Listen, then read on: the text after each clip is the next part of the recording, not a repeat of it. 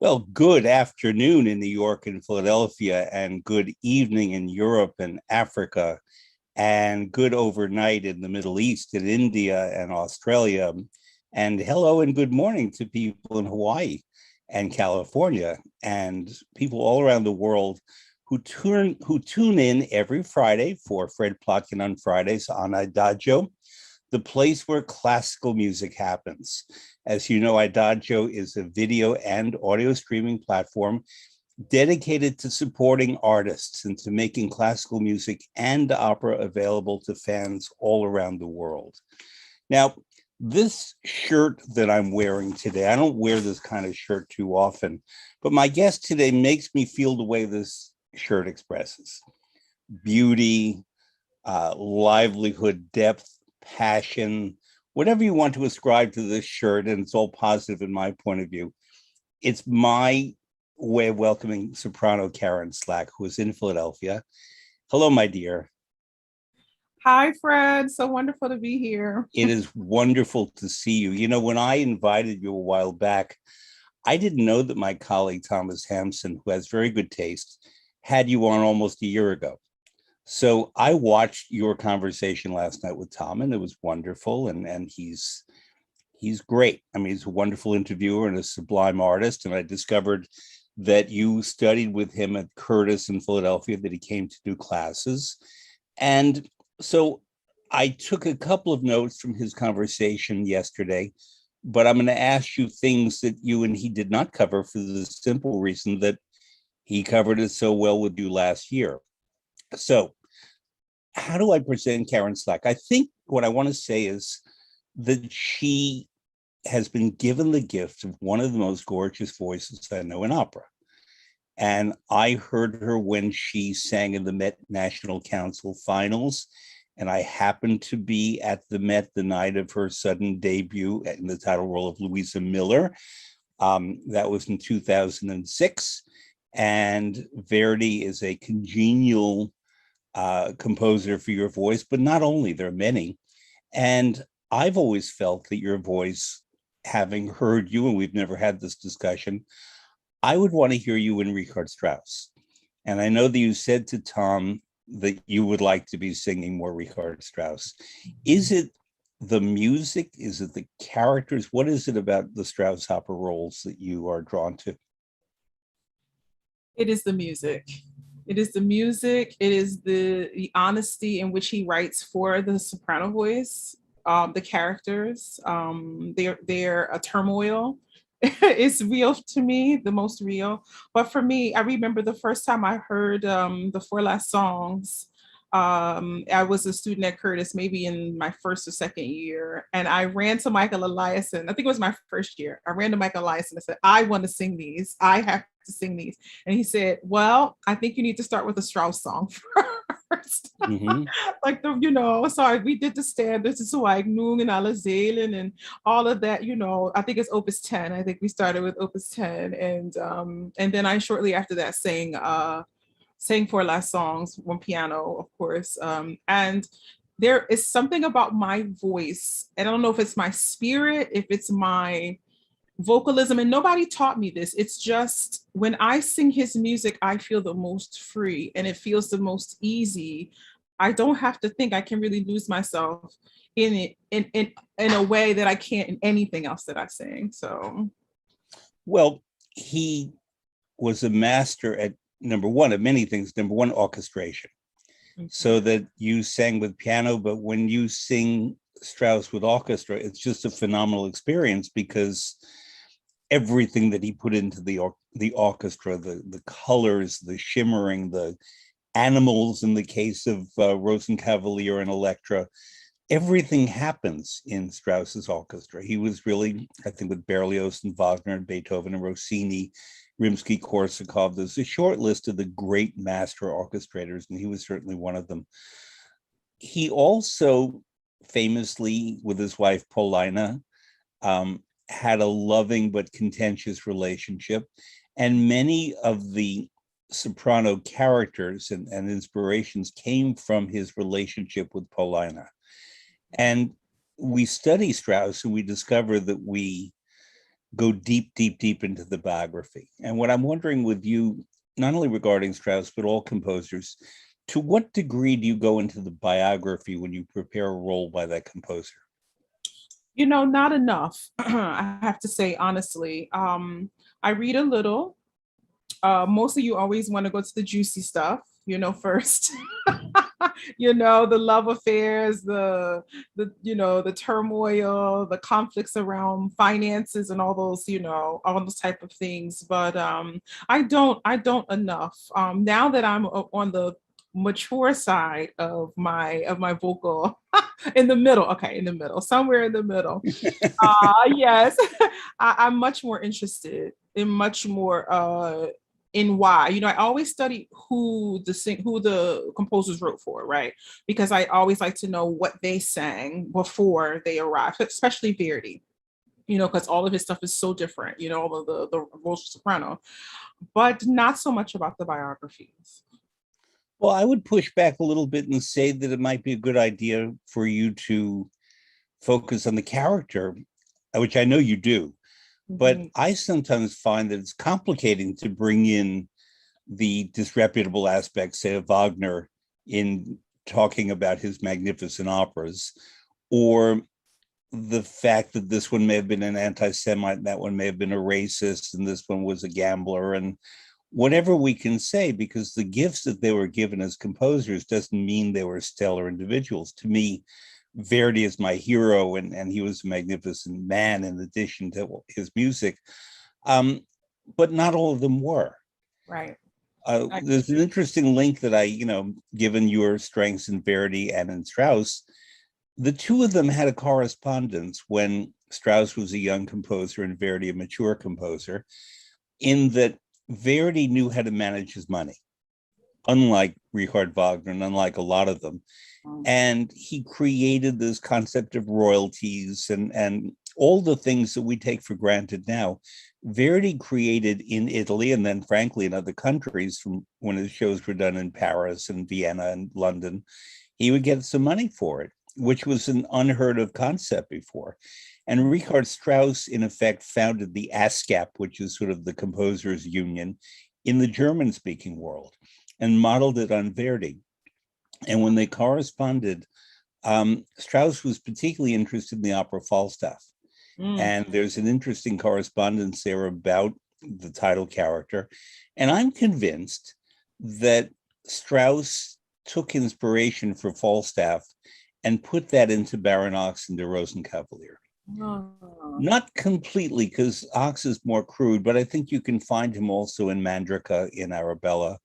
The slightly rough but roguish character who some women like, others not, but but some women like that kind of guy. And this is where I love the connections in terms of biography. And because when you know that Strauss was inspired by Verdi, which is an unexpected phenomenon, perhaps, it puts a whole new light on how we look at the works. And speaking of Falstaff, one of the roles of yours that I wish I had seen and had not, and I hope if ever you do it, you send me an email immediately and I'll book a ticket, is Alice Ford in Falstaff. Were you just a natural fit for that role?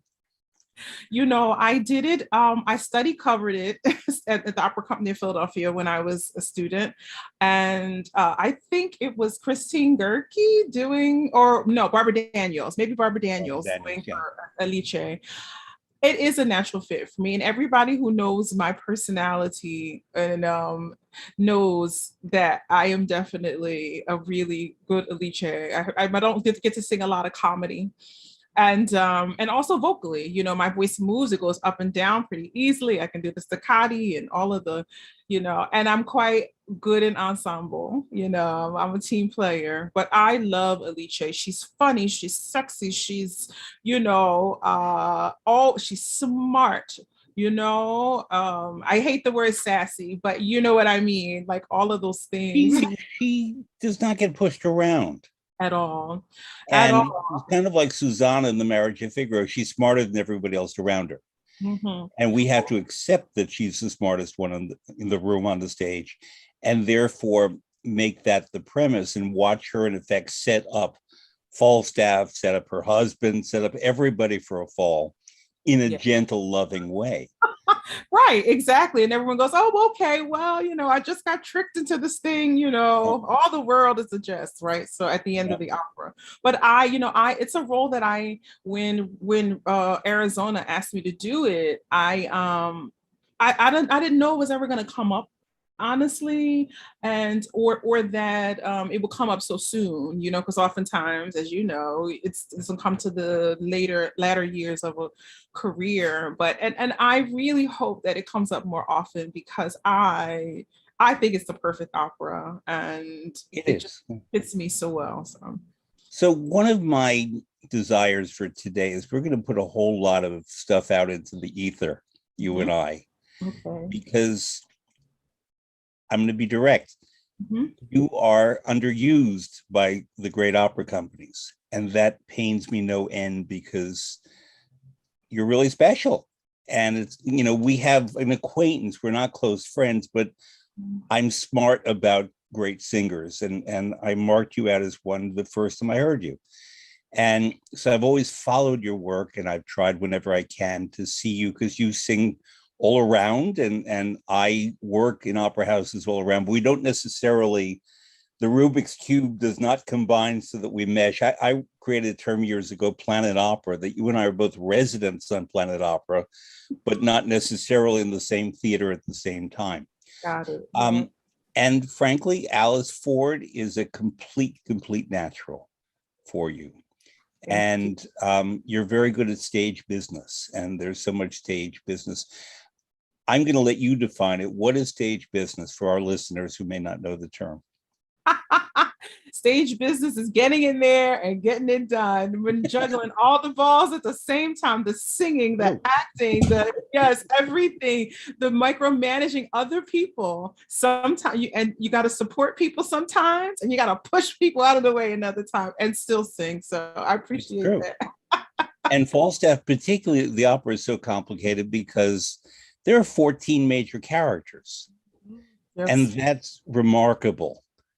And, I adore Rossini, believe me. And people always say, well, at the end of, I believe it's La Nozze di Figaro by Mozart, there are 7 characters. And in Rossini's Italiano Algeri, there are 7 characters. And I say, yes, but in Verdi's Falstaff, there are 14. And the music is going all on at the same time. And Alice Ford, Alice, as you call her, and Mr. Falstaff, Sir John Falstaff, are basically running their show, but opposite one another. Absolutely. Whereas these other operas, we kind of want them to mesh. Mm-hmm. But what we work on with Falstaff, which makes it so brilliant and so hard, is you want them to mesh musically, but fall apart dramatically.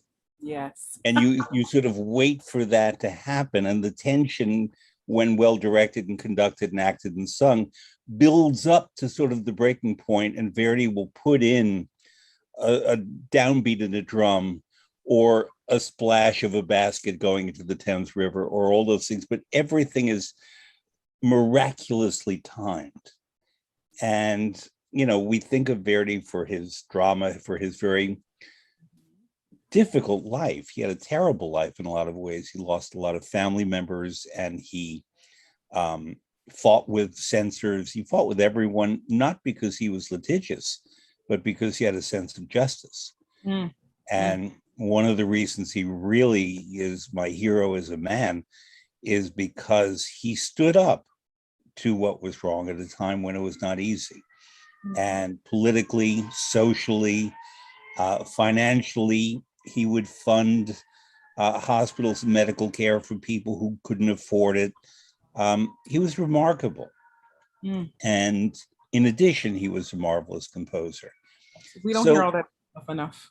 Your debut was Louisa Miller, which is a lovely role, Met debut, I mean, in that it was just before he sort of broke out with Rigoletto, Trovatore, and Traviata, the trilogy that he's famous for in the middle of his career.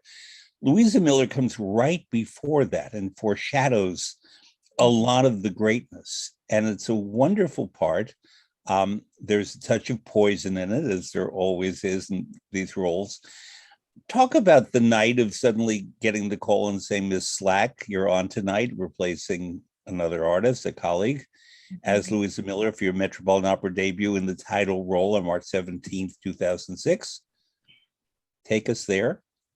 Every time I just breathed a deep sigh. I mean, a deep breath when you said that.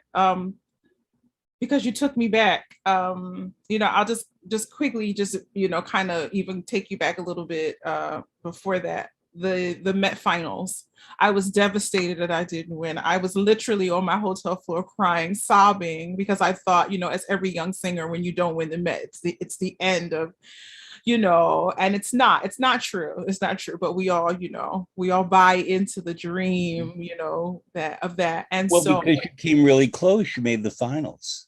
So close. And I was, as I go back and I'm thinking, damn, I should have sung Arabella. I should have sung Das war sehr gut instead of Kilba Sonia. But anyway, that's a whole other story. And you sang Depuis le jour by Charpentier as well. I sure did. I sure did. And so anyway, and I needed money to go and do some auditions. And so, as you know, when you make the semifinals, you're allowed to go back and apply for more money. And so I went and I sang the audition, and they gave me the whole $5,000, I think, at the time, and then invited me to do a house audition a couple months later. And then I went back and sang it on the stage, and that's when I got the Louisa Miller cover. And that was like 2005, and then I go in and all ready as a cover, and I get called the first day of rehearsal because the first soprano was not well, I think. And so I got to sing the whole week of rehearsals. And then another soprano came in, and she got sick, and I got to sing Act 2 on the stage in the final dress rehearsal. And then I thought nothing of it. After that, it was done. We opened and we started, going on. And then Lenore Rosenberg calls me and says, Karen, how about you make the artistic administrators? Yeah. Yeah. How about, would you like to make your net debut in 2 days? And I'm like, what? What are you, oh my God. And then the agent's calling, and then you have to call your parents and everything. And I went on the stage. I had never done the Act 1 at all on the stage with the orchestra or anything like that. And it was incredible. It was incredible. I think I was too naive to even realize, and I've kind of sort of always been like that in my career, like I love to sing, and so I always led with that, never thinking about the moment. And then I got to sing another performance, and then I got to do the broadcast. And I'd never worked with the maestro one-on-one until the day before the broadcast. So when I even made my debut, I had never worked with him. It was Maurizio Benini, if I recall. Yeah. Yes, yeah. Maestro Benini. And so he took me in a room, because I kept making some mistakes, of course, because we had never worked together, I mean, only in rehearsal room, but never one-on-one. And so he was correcting some of the things. He said, please remember everything I tell you. This is an international broadcast, and it has to be perfect, Maestro, yes, I'll remember. You have to promise. Yes. Go out, knock it out, like as far as, everything he had asked me to do, and, and all of that. And I said, you have to kiss me, and he was kissing me all over, because I had, I remembered everything that he told me. He's like, I can't believe you remembered everything. I'm like, yes, Maestro. All you had to do was tell me what you needed, But it was an amazing experience, to sing on that stage, to sing that role. My God, the hardest thing I've ever sung in my entire life. It requires the role itself, or the fact that you were making a Met debut? Yeah. Which was it the role itself? It was Louisa, yeah. Yeah, it's a tough role. It is a hard. Yeah. It requires everything. You have to have the high notes, the pianissimo high notes, not just some big ones. You have to be able to move the voice, flexibility, acting wise. There's so much required of her. But I listened a lot to Caballé, a lot, mm-hmm. over and over and over, and also a Prele's recording of it. Really, Milo, yeah. Yeah. The Met has had many good sopranos in that role. there was an older production and then the new one, and I heard Caballé, I heard Aprile Milo, I heard Renata Scotto, I heard Barbara Friedli, I heard Veronica Villarroel, I heard you. Yes, yes. More recently, Marina. Yancheva, Meshcherikova, yes, Marina. Marina Mashirikova, more recently Sonia Yancheva. If you don't have a soprano, you don't do that opera. No. So speaking of kissing, do you remember the last time you and I were together in the same space? Yes, in New York. Yeah, we were backstage at the Met, and I didn't know you were going to be there. You didn't know I was going to be there. And you gave me this, you were wearing a lot of red lipstick, this wonderful kiss right here. And I have abundant cheeks as you do. And I just left it there. I had someone photograph it. I did not wash my face. Eventually, it sort of went its way, but I would shower sort of just on this side. And for about 6 days, I had this perfect lips right there. Oh my goodness. And everyone said, well, who gave you that? I said, her name is Karen Slack. She's a wonderful soprano. Well, my. And I've not done that before or since. Oh, You're my the only, actually, I was kissed once before and didn't wash my face for a while. That was Ingrid Bergman. I'm honored. Yeah, then. when I was 14. So, but that's for after dark. It's a date. It's a date. It's still daytime in America. I want to go back to Richard Strauss. You mentioned to Tom Hampson something that struck a big chord with me, that a particular singer who was really kind of wonderful to you and to me was Evelyn Lear. Yes. And when I was a boy growing up in New York City, down the hall in the apartment building I lived in was this nice couple, Tom and Evelyn, Thomas Stewart and Evelyn Lear. And I knew they were lovely people, and she was incredibly nice to little Freddie. And she knew that I liked music and that my parents worked in the arts and the music particularly.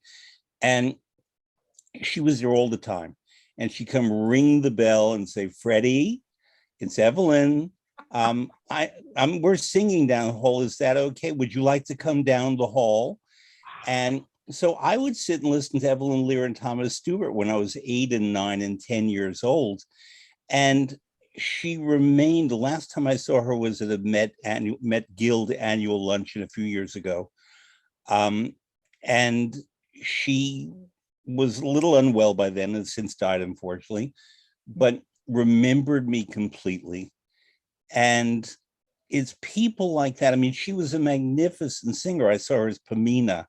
I saw her in Morning Becomes Electra. I saw her as Lulu. I saw her as Geschwitz, which is like graduating from Lulu, and in many, many roles. And what an artist. There are people who are great singers and have other things. Not everyone is a great artist, and Thomas Stewart certainly was, but I was especially, frankly, in love with Evelyn Lear.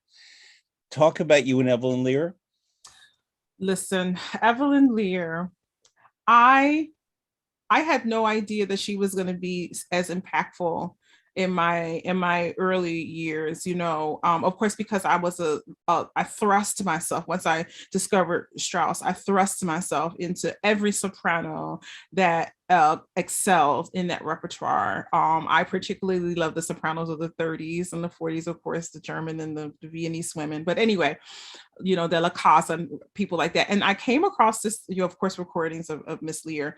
And, the first time I got a chance to meet her was in the George London finals, because she used to judge the Londons. And I think the first year I did the Londons, I won an encouragement award. And then the second year I won. And I was always singing Das war sehr gut, Arabella, and things like that. And she said, my dear, you are your generation's Strauss soprano. She always told me that. Continue to sing that repertoire. And then we did a Matt Noor London hosted a master class, and I got to do the fright with Evelyn. And she called me the night of my Met debut, the broadcast, in the middle of the broadcast performance. And every time she judged a competition, the Florida Grand Opera competition or Puccini, she always saw that I won a prize. If I had not won, placed first or grand or whatever, she always saw that. She always supported me because I think we were kindred spirits in that repertoire. And she, I'd get a call from her out of the blue. What are you doing? What are you working on now? What's your recital programs? And, she was just this light for me. And you would see her face, a gorgeous woman every time I'd see her, and she'd come running to, walk towards me like Mama Bear, But she was tiny. She was tiny, yeah. Not a big woman at all, yeah. No, but but she was a force, Right. She was coming. And then once I got to know her, I started studying her catalog more and getting to see her videos and, performances, and what a compelling actress. Again, we were kindred spirits, like stage, artistically, all of those things, very similar in a way. So I miss her so much. I do too. Now that you mentioned Arabella, which is one of my favorite Strauss operas and one of my favorite Strauss roles, just the Act One duet with Zdenka, her sister, is worth the price of admission. That's an opera that has a great deal of stage business. It's right up there with Falstaff. And after, I'll name her, Kiri Takanawa, was a magnificent Arabella. And I worked on that production when it was new at the Met, and Kathy Battle and Donald Graham and Mignon Dunn. It was a wonderful cast. And Kiri had to sing magnificently, which she did, and wear these formal dresses and keep a certain kind of Viennese posture for the character in the time. And at the end of the opera, Arabella is supposed to indicate to Mandrika, the man that she will marry him by coming down a long flight of steps, singing gorgeous music, holding a glass of water, because they invented that tradition, Hofmannsthal and Strauss, that the way she would affiance herself to that man was by bringing him a glass of water. I don't understand the meaning, but frankly, it's a huge amount of stage business, because this production by Otto Schenk and Gunther Schneider-Simpson had a long staircase, and Kiri Takanawa had these beautiful gowns, and she had to sing and not hold on to the banister, but just come down, and he would be there at the bottom waiting, looking up at her. And she did it magnificently every time. And I saw Carita Montila do it in Paris. But just that scene, at the end of the opera, Strauss had these incredible Schlussszenen in these closing scenes that have to do that after singing for the whole opera and acting up a storm is a challenge. It sure is. And so if ever I get to direct that opera, I've not directed Arabella ever, I'm going to give consideration to the glass of water. I know that the audience waits for it, right. But maybe have a waiter come in with a tray. Because I want my artist to feel secure coming down the steps and not have to hold this water and, balance on a staircase. Exactly. Gowns. Yeah. And she gets quite worked up in the aria. So yes. I mean, it's beautiful, beautiful music. Ariadne auf Naxos, a perfect role for you. Not an easy role for everyone. I've seen people like Nina Stemma, Jesse Norman, Christine Brewer, all kinds of different kinds of women do the role. And what's great about it, also a very young Lisa Davidson, I saw her do it in an awful production where Ariadne was supposed to be very pregnant. It was just bizarrely strange. And I felt bad for her because she's so good at it. But it's a role where you have to be a prima donna, but not act the prima donna. You have to be it. Right. And I knew Jesse Norman. I will never say that I knew Jesse Norman well, because no one knew Jesse Norman well. She was a mystery.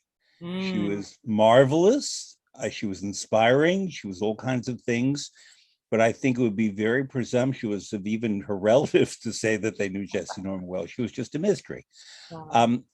And yet that was a role that she fully, completely comprehended. Mhm. Deborah Voigt, wonderful Ariadne, but a very, very different type. Yeah. Much more humorous.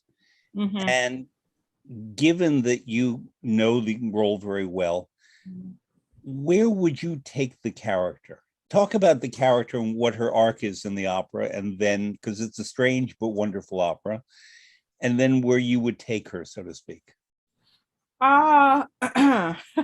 Well, for me, I think I land right in the middle between Miss Norman and Miss Voigt, where I would definitely be more comical, but also much more earthy.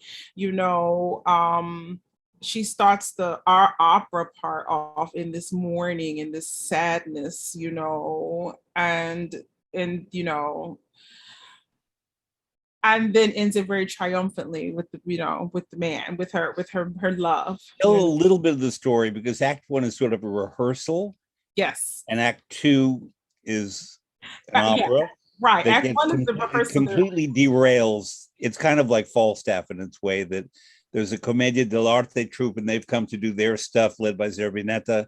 And then there are the opera people, and there's a composer, wonderful mezzo role.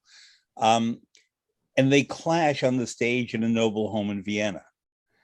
And it's kind of like a dialogue between tragedy and comedy. It's brilliant, but it's brilliant. Yeah. And it's very much, I would imagine, somewhere between, like, you know, what they call like local theater, you know, how all the madness happens as they're preparing, but the composer's writing it at the, you know, at the moment, you know, and everyone's gearing up for this performance. And I would say somewhere between like local theater and like how it probably used to be when operas were being premiered, and all the craziness and the madness around it, and the personalities and the egos and the, you know, for me, my favorite part is probably the componist. It's the composer, you know, especially with the big, beautiful aria that she sings in the prologue. But it's actually a wonderful eye into for an audience that doesn't understand theater, about how it all comes together, you know. And you know, it's a role. I remember the first time was the first time I came to Ariadne was through Miss Norman, of course, because she was the first opera singer I ever got a chance to hear, because my voice teacher in high school loved Miss Norman. And so when he got around to playing Ariadne, and then when the DVDs were out, the VHS tapes, you know, during when I was early on in my years, we burned that VHS over and over and over and over again, of just hearing her and watching her perform it. And I knew that I said, one day I want to be able to do that. I want to be able to do that. I worked on that show. Did you? That was Jessie Norman, Kathleen Battle, and Tatiana Troyanos as the composer. And it was immensely challenging because they were three big personalities and all amazingly gifted, but all very different women. Absolutely. Completely different kinds of people. Yes. With Jessie was very political, very socially conscious. Miss Battle, much, much more private. Tatiana Troyanos, I had Carol Vaness on in August, and we spoke a lot about Tatiana. Worked the hardest working opera singer in the business, and not in a way that showed the sweat ever. Mm-hmm. But Carol said that basically Tatiana Troyanos kept everybody on their A game, and you had to rise to her level. And mm-hmm. Kathleen Battle and Jessie Norman were already at a stupendously high level. And James Levine conducting. And although the opera is only about 2 hours and 40 minutes, after we would be exhausted, and Levine, and I was not on stage, Levine would take the cast out to dinner, and me and a few other people after, and mm-hmm. we would sort of unwind from the energy and the exhaustion and the exhilaration of those productions. And one night, and this is getting very local to New York, we went to Shun Li, which is a Chinese restaurant right across the street from the Metropolitan Opera. And Levine decided that he was going to play a game that he had me be in on the game, that he ordered special fortune cookies that would go to each of the artists, and he wanted them to read the fortune cookies aloud. And he would have me hand out the cookies in plastic wrappers, but I knew which went to whom. And some of them were very funny and very telling, and some of them were a little too close. And and remember, these were the characters, not Miss Norman, not Miss Battle, not Miss Troyanos, but the characters. And in effect, Tatiana Troyanos, this was something like, nothing is good enough for you, which was true in a way, that she kept striving and striving and striving to make it better. Miss Battle, it said, relax and enjoy yourself. Right, and because Miss Norman, Miss Norman, remember, this is Ariadne, not Jesse Norman, read it. She said, I'm not going to read this. And Levine said, please, Jesse, read it, read it, read it. I'm not going to read this. And Levine looked at me and said, Freddie, read it. And I sort of reached for it, and Jessie Norman grabbed it, and she said, I'll read it. And she opened the fortune cookie, and it said, big wins come from empty caves.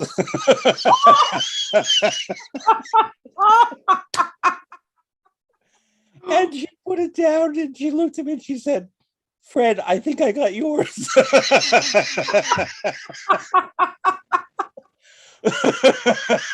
In her voice. Did she find that funny? No.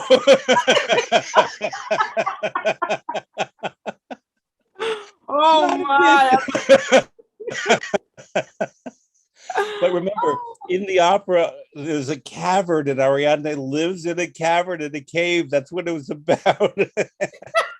And so big wins come from empty caves meant that she was not in it, and it was meant to be complimentary. And she said, I think I got friends. Show depended on you. Yes, yes, yes. The comp. But anyway, you were talking about backstage life. This is an element of backstage life that frankly doesn't get out there very often, but it's part of the pleasure, because this stuff is hard. Yes. And I'm not on stage. I mean, I've been on stage occasionally, but that's not my work. I've been on stage when I've had to be for different reasons, but you're on stage and you're meant to sing this glorious music and act and do all the stage business and so on. And it's really not easy, but is it joyous? Yes. Yes, it is. Yes, it is. I always say the more I know, the less fun I have, you know. The more the more the stakes are high, and I mean, and also, and as you said, and I appreciate that you said that I'm underutilized in the major companies, and so I always feel like I'm always having to prove myself all the time. And I have to tell myself it's not about that. You just have to have fun, it is when I get to sing a new role, when I get to sing a dream role, it is fun, but sometimes I have to pull myself out away from it and say, Karen, it's not going to be the last time.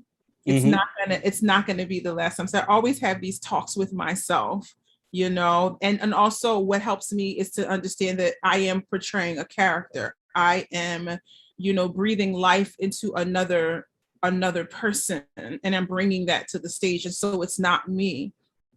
And so I get to that's the fun part too. It's like dressing up, it's like stepping into someone's shoes. And so it is fun, but it also is, it's frustrating too. I mean, it's all of the things, like when you feel like you pour 150% into something and someone goes, and you go, oh, it's soul crushing, but you still have to keep going. Well, what I said about your voice and your gifts are my professional opinion based on, this will be 49 years that I work in opera. I began when I was a teenager.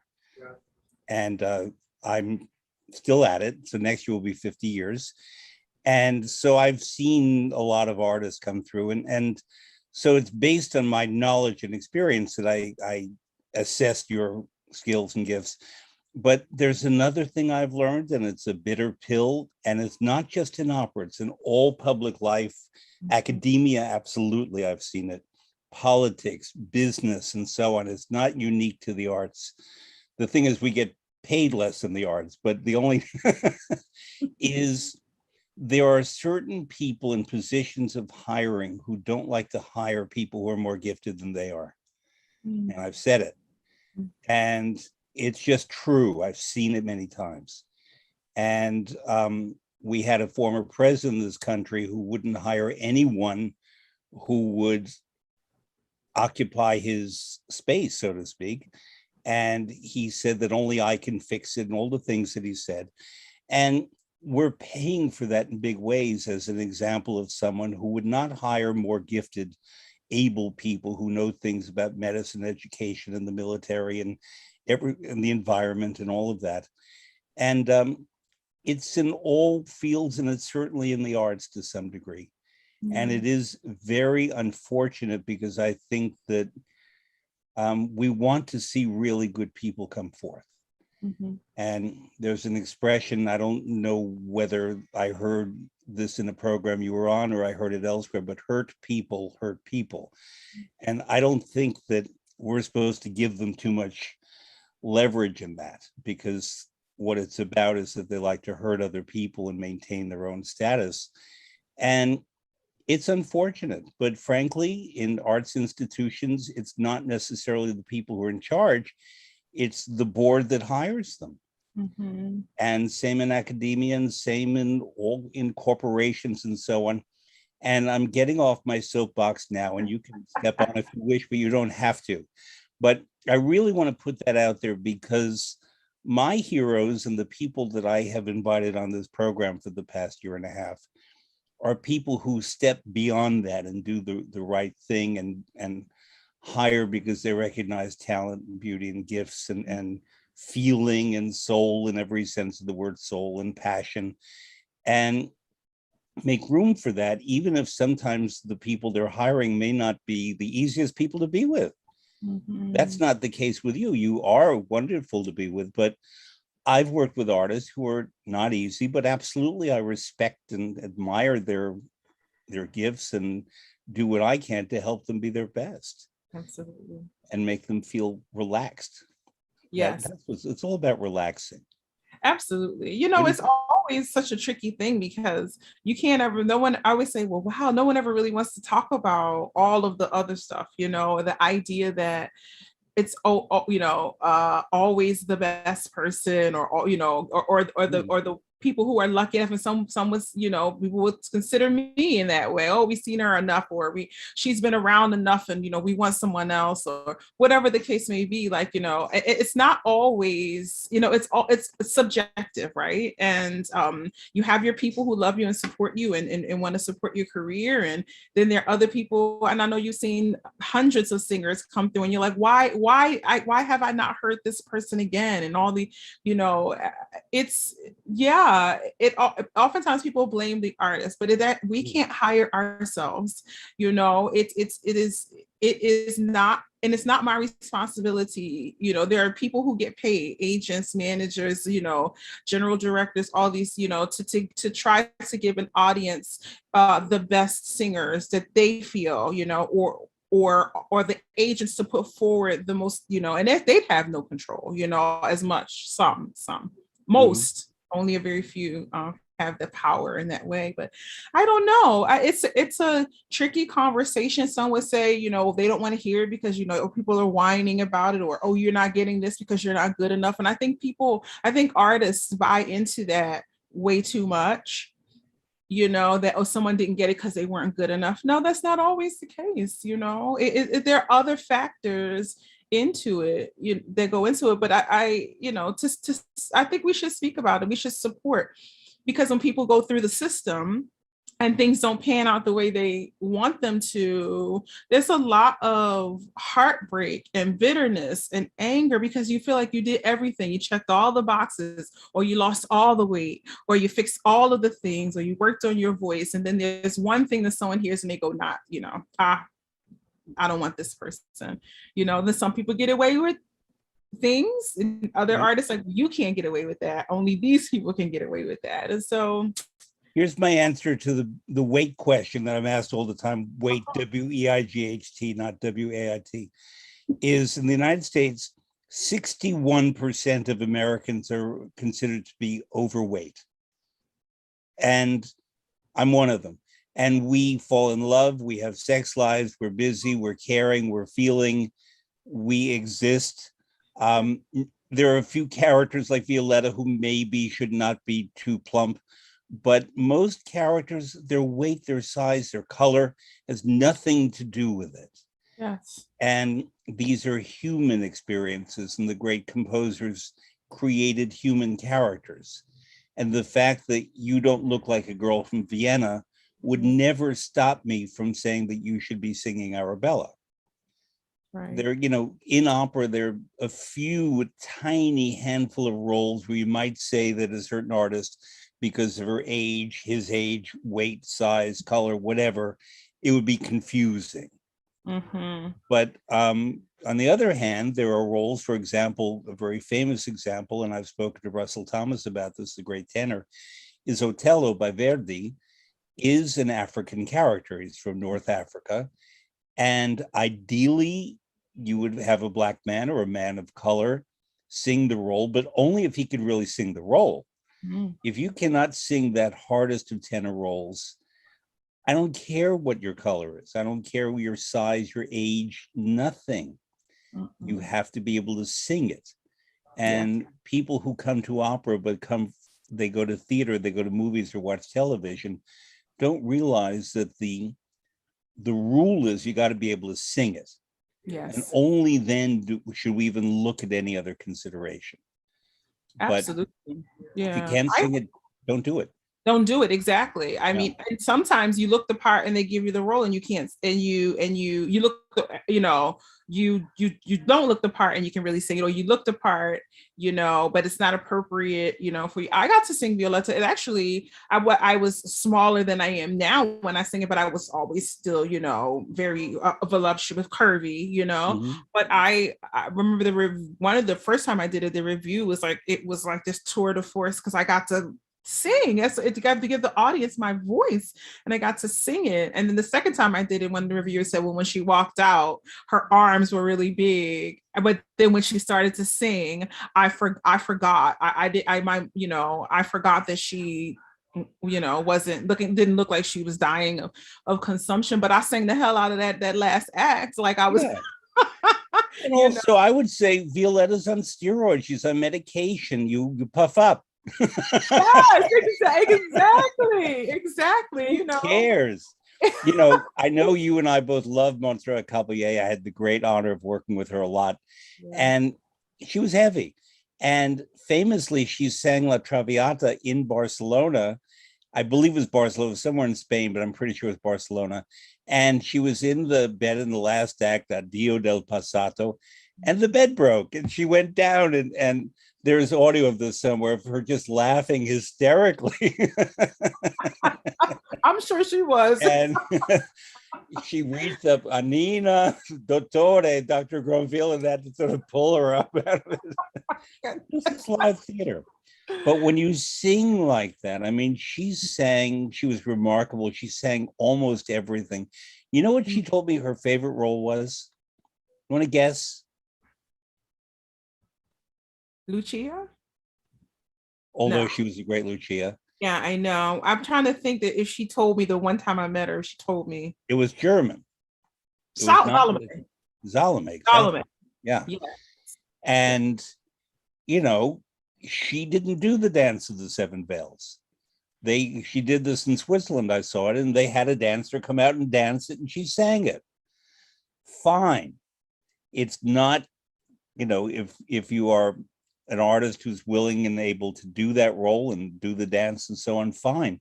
But I would never give up on the opportunity to hear Montserrat Caballé sing her favorite role, Salome. Of course. Of course. Yeah. I mean, I was debating about whether or not what Caballé I was going to say send in, and Salome, I think it was a live orchestra of the final scene of one of the performances. I was going to send that, but I said no, I'll send her Verdi, because how she's brilliant in the way she interprets Verdi. But yes, to hear Caballé, to sing it. I think the first Salome I saw live was American soprano. I don't remember her name now, but she was very buxom, beautiful. She was in a bodysuit. I think she did it in Philadelphia, and I don't remember who it was now. Not Was it Grace Bumbry. Johnson? I don't remember, but okay. Or when Matila sang it at the Met, and everyone was holding their breath, waiting for her to be, to see all of the, the stuff, but no veils. No veils. And we were all like, I went to the dress rehearsal for that, and I was just like, but again, I brought binoculars. Oh, you were one of those. Well, I was in row T. Yes, but again, it's not about that, right? It's about the singing. So and it was, and the acting and the dancing and all that. Absolutely. Karen is referring to the fact that I asked my guests to recommend and name some recordings that are in the Adagio catalog that they like. I have them here, but there's other stuff I want to talk to you about first. Mm-hmm. You are active in social media. Mm-hmm. And social media, I teach a class in conservatories called Media, Social Media, and the Opera Singer or the Musician, about how very young people don't necessarily understand that there are other kinds of media. And I taught my class not too long ago, and I start by saying, name media. And they'll say Instagram and Facebook and all those things. And maybe one of them will say radio or television or movies. Maybe someone will say newspapers, although rarely magazines. But the answer I always waited for, I never got until a young man in the University of Colorado at Boulder said books. And it was kind of like the angels sang. I could hear from New York to Boulder. Yes, books. They're a resource, they're an archive, and books are media. And most young people don't get that. They think it's on their devices, and that's it. And if it's not on the device, it's not media. And yet, you are someone, I like to think that I am too, who uses social media well as a leader, for leadership, as a communicator. You have a program called Kiki Conversations. Kiki because it's not kinky, it's Kiki. Because you were nicknamed that by Simon O'Neill in San Francisco, and the nickname stuck. I think of you as KS because that's your initials, but in Vienna, KS means Kammersänger, and that's the title that goes to great, great singers. So I think of you as KS Karen Slack. But Kiki Conversations, I joined initially to watch, but then I stayed away for a while because it was overwhelming in the best sense. But I watched one last night, you and Angela Brown. Oh, yeah. And that was both joyous and highly inspirational. And the joy part was great, but the inspirational part was really outstanding. Because what you do, and while it's not unique to Black artists, that your audience is not just Black artists, you also speak to Black people in the arts, which is very important. But not in a way that other people are excluded. Anyone who's open to inspiration and joy and ideas does well to come to Kiki Conversations. What made you start that? Wow, as we were all sitting around, thinking that, well, it's going to be until the summer, the whole COVID pandemic. Yeah, we just thought, it's something that I always wanted to do, but I always talk myself out of it. I always keep saying that I was like you. I'd love to sit and talk about what we do, talk about our art form, talk about life and get to know people. And I really wanted to do that. And I saw all my poor colleagues trying to like, you know, do virtual in the beginning when virtual content, everybody was just sucking at it, you know, and then lots of people were doing Instagram lives. They were talking to each other and just connecting. And I said, well, you know what, I want to do something where I'm sitting around with my friend as we do when we're on a gig with a glass of wine and just talking. And that's kind of By the way, I saw you with the wine. This round yesterday was not drinking wine. I'm a coffee guy. I drink wine, of course, but I'm a coffee guy. So I made some iced coffee for Karen. Oh, I was debating whether or not to have a glass of wine, but I said, I don't know, Fred. I don't know if I should, but. Well, you know, this is a true story. 2010, I was America's Wine Journalist of the Year. You were. I was indeed. I've written 6 cookbooks. There are people who know me as the food and wine Fred who have no idea about the opera Fred, but oh wow, yeah. Wow. Well, I need to get some suggestions from you. So okay. Yeah, but anyway, you know, I was calling a couple of my friends. I'm thinking about doing this thing on Facebook, and you know, and I was sitting at the table with my husband. I was like, "How about Kiki conversations with a K?" And everyone was like, "Oh my God, 3 Ks! You're gonna offend you." That was the thing. My main thing, like, what? I was like, "Whatever, it's me. Who cares?" You know, it's like a Spike Lee movie. Exactly. All my friends like, "Are you crazy?" I'm like, "Yep. I am pretty much." And so my first guest was Janae Bridges, who's a good friend of mine. She happens to be a superstar mezzo soprano. And we just started talking. And then, you know, Robin Burgess, Tom, and Terrence Blanchard called me and said, "We're going to go next." And of course I was like, I'm not even good at this. I didn't think that. Robin's like, "No, you're great. You're great." Because I'm thinking I'm going to invite Terrence later on when I'm a little bit more seasoned at doing this. But no, they went second, and like people just started coming to the show. And I think it was a platform created for artists, for people to come on and to show themselves outside of their talent, because so many people we know by their gift, but we don't know them as humans. And so, and it was really created for them, and it has blessed me so much, because people got to see me, you know, in a different light, and my passions and my sense of humor. And I, you know, Stephanie Bites gave me the most wonderful compliment. She said, "We come into this space with you and you just make people feel so warm and so good that they just open up to you." Yep. and talk. And then other people can see the relationships I have with artists. You know, Russell is one of my best friends, and Angela I've known for decades now. I got to watch her as a young singer. I got to watch her, you know, and so many other people I want to, you know, bring on. But I think also combos hit because I'm not afraid to talk about hard conversations and hard issues, particularly around race.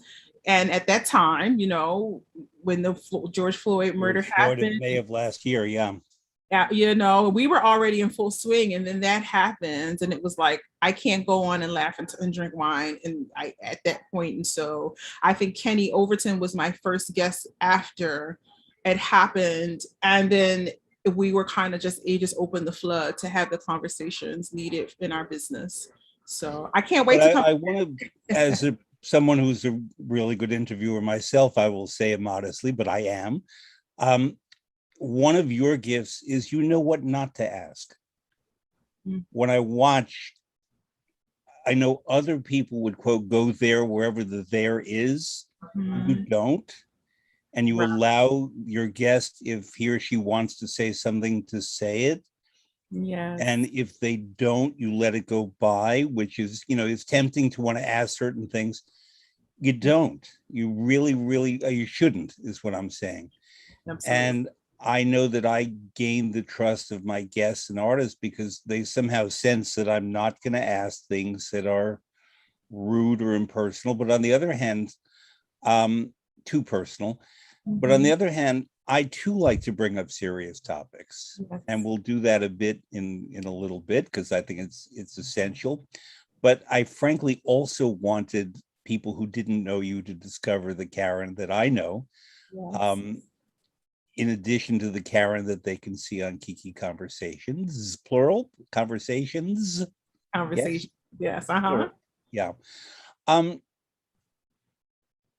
you mentioned Russell Thomas, of whom I'm a big admirer, and he's known that, and I've met him years ago, and he's known that I've always really singled him out as one of the real greatest of opera singers in opera, who happens to be Black. Yes. But I say that because sometimes people are described as Black opera singers.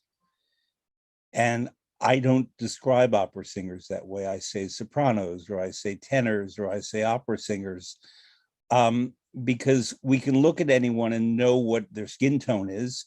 We can hear their last name and maybe know where they're from, but not really. People look at me and they have no clue what my background is, and I prefer that. We know it's not Swedish, Yeah. but but I live in New York City, and people in New York City are from everywhere.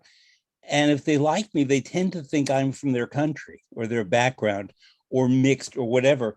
And it's wonderful because it has opened the doors to me to worlds in New York City, also because I am friendly, that I meet people from everywhere in this city. And if I'm open to them and they're open to me, it's New York's not perfect, but that's the thing we do best, is the sense of shared experience. I refer to it as a kind of gritty solidarity, because it's not always easy to live here, but it's very rewarding to live here because of the cultural mix and so on. And that, we see it in the food. For example, wontons in a Chinese restaurant filled with pastrami, which is a real thing. I'm not making that up. Wow. There's a restaurant called Red Farm on the west side and also in the village that makes pastrami filled wontons, and just the blending and so on. And I'm 20 years older than you are, I believe, and grew up at a time when everybody was completely mixed. Now, sadly, New York is more segregated than what it was when I was coming up. And I look at a picture of my sixth grade class, and we were everything. We were all colors and religions. I remember we had a Muslim girl who was in our class in 1967 or so. And we had everything: Latino, Black, white, Asian, everything. And the fact that we were all in there together and we all got to know each other's families. My parents, my father was a musician, he played trombone, and he played both classical and jazz and big band. And in the big band side of his work, there were a lot of Black musicians, and he worked with them all the time. We went to their home, they came to our home.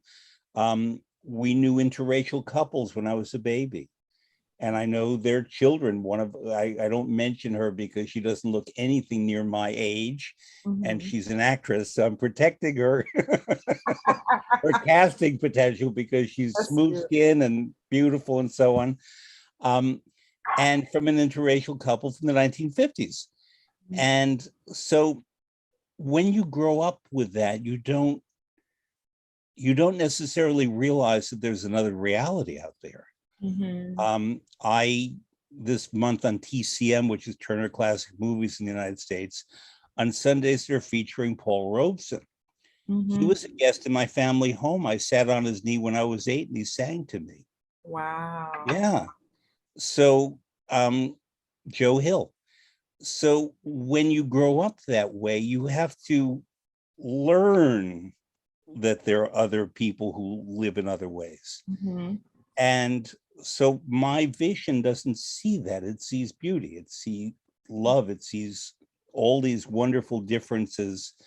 Our former mayor, David Dinkins, called it a gorgeous mosaic, was New York City, not a melting pot. And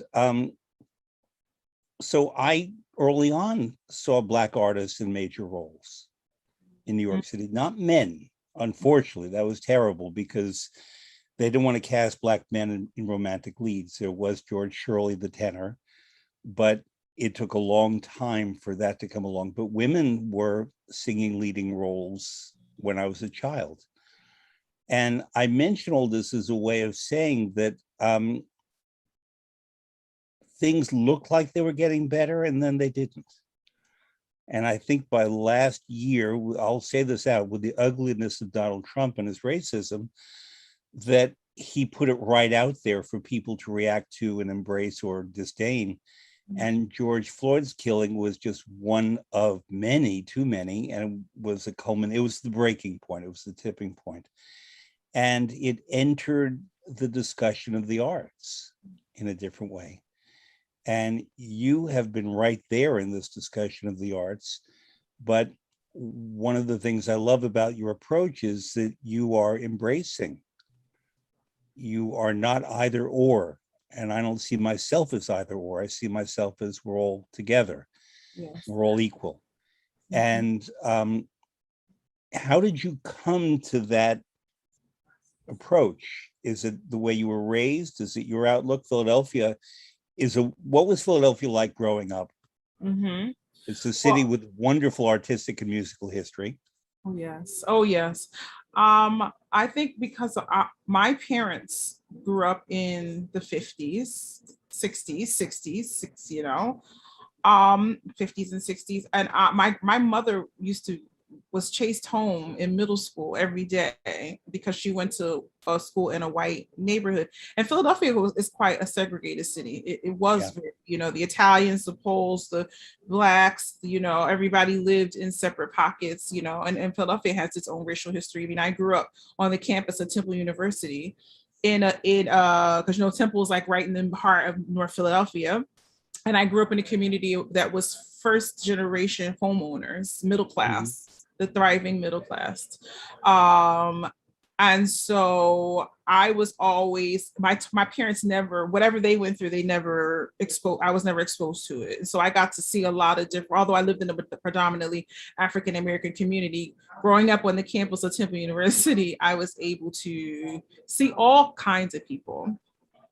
And so, which I think also groomed me for the operatic career because I got to experience so many different cultures.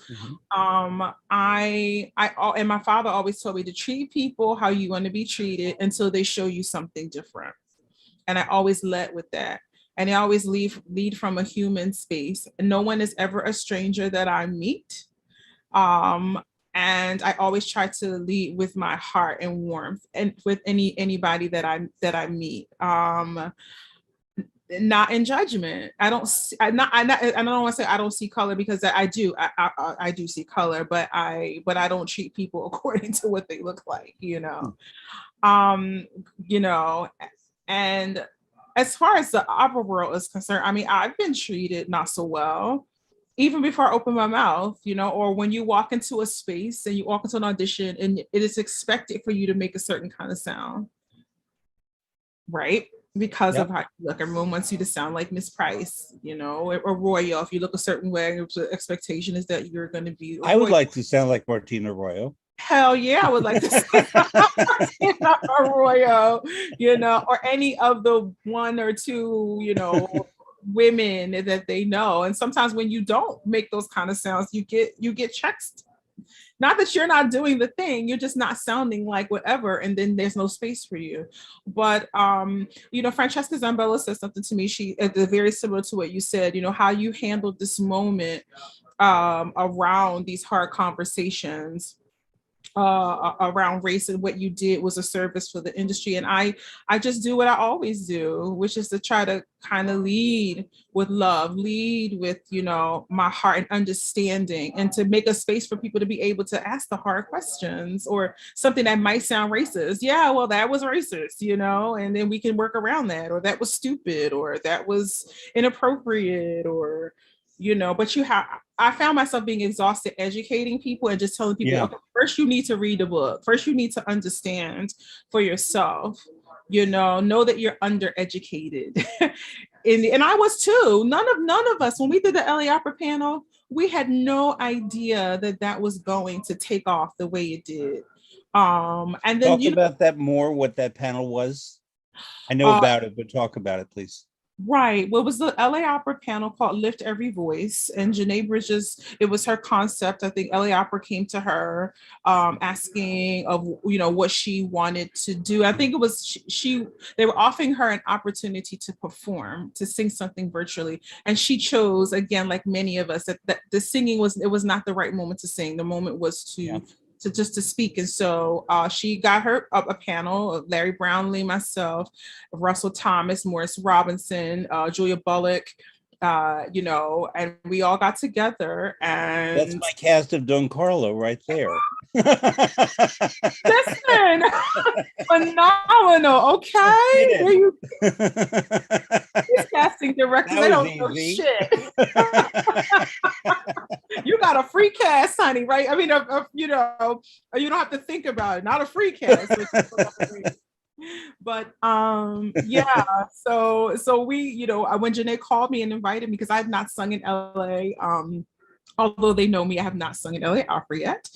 And so she invited me to come, and I said, anything you need, I'd love to be there. And of course, all of us are already very close. We all talk regularly anyway.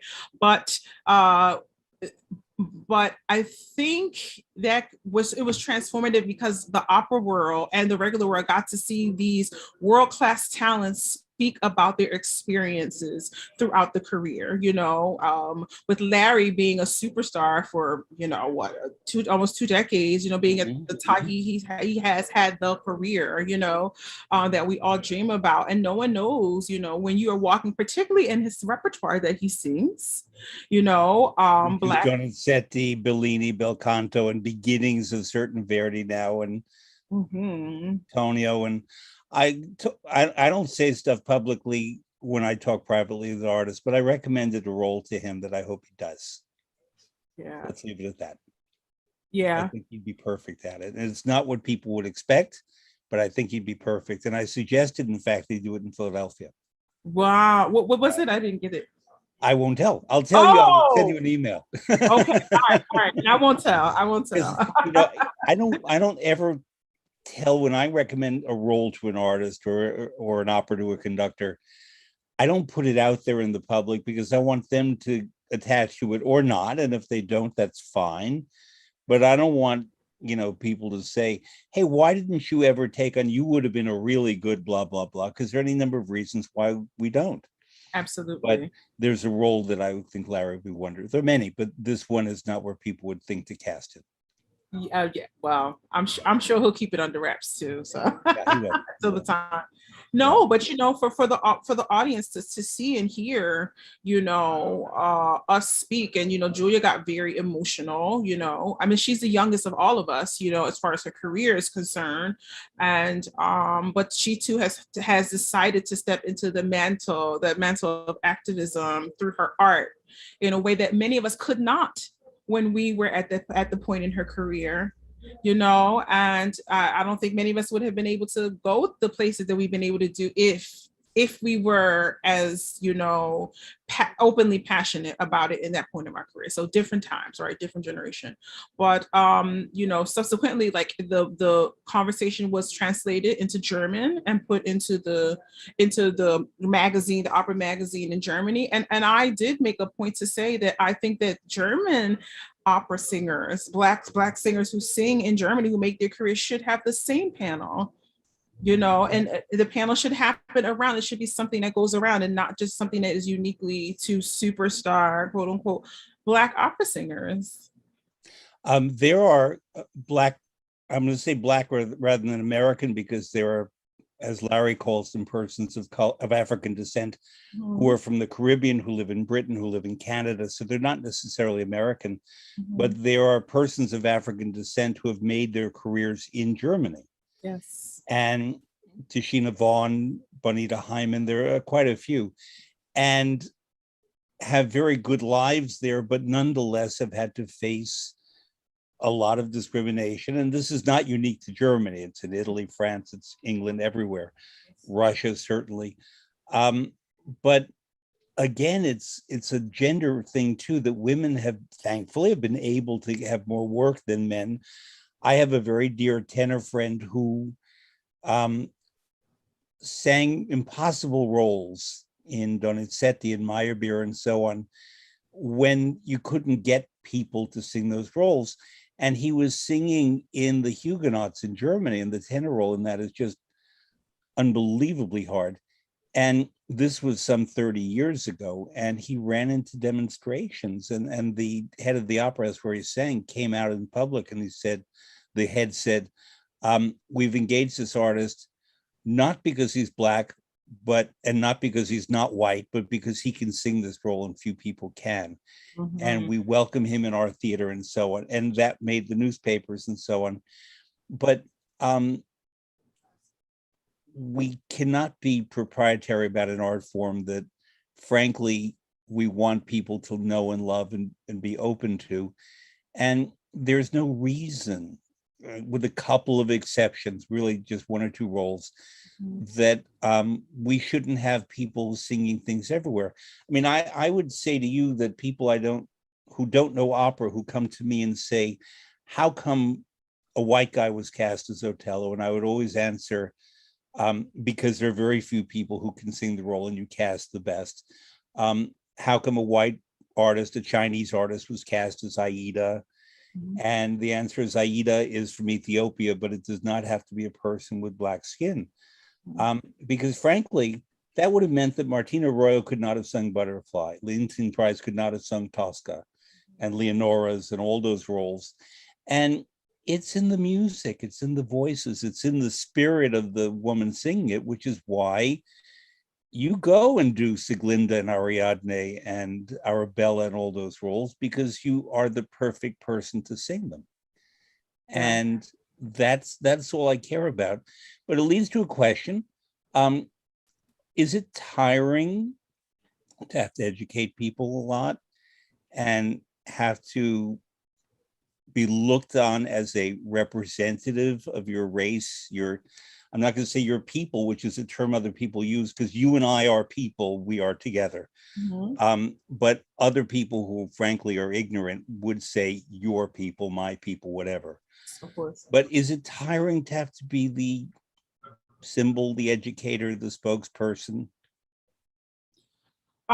It became tiring. It was not early. I thrust myself in it. I loved it in the beginning of all of the things when people were asking me, because I was learning too, because I sort of have a naive, I had a naive also thought about, until I started getting cast for black roles. And I was like, wait a minute. And that's all they were offering me at one point, sometimes in some places. But so I welcomed the conversation. I welcomed when, people wanted to talk. And then I started to take on other people's trauma. And that's when it became exhausting. And I didn't realize it until it hit me like a wall. And I didn't realize it. And I was like, oh, that's what that was. And then it became a lot because I was doing the panels. I was doing the voice. Did you feel it in your throat? I would drink a little glass of wine and then I would feel better after. No, because, but it affected then I started to not want to sing certain things. I wanted to then I was like, I only want to sing, things that fed my soul. And so I didn't want to just do, some frivolous Italian piece or whatever, or some, I wanted to sing things that pulled out that stuff that I needed to pull out, to take the things that I was taking in for people, and I had to get it out of me. But I didn't realize it because I never thought about it like that. But it is real to take on other people's trauma. It is real to become depleted and exhausted, because not only am I using my mind, I'm using my heart. Yeah. I started to just get too heavy. So, but now I feel better. I do feel better. Is there a role that's really good for getting it out? Would you say? Is there a role that's really good for just getting it all out? Whether it's a role that's in your repertory. Oscar, everything I sing at this point. But I mean, I could see where Brunhilde or Wotan is very frustrated, but boy, what a sing that is. And Brunhilde is a glorious role. Oh my goodness. And so, I don't know if Russell Thomas told you, he and I were communicating maybe 8 or 9 months ago about something. And I told him that I had cast an entire black ring. Yeah. Did he tell you about that? I think I saw it on Facebook. Maybe. And, it's not a jokey thing at all. It's just that I wanted people, and I teach Wagner all over the world. I wanted people to imagine that.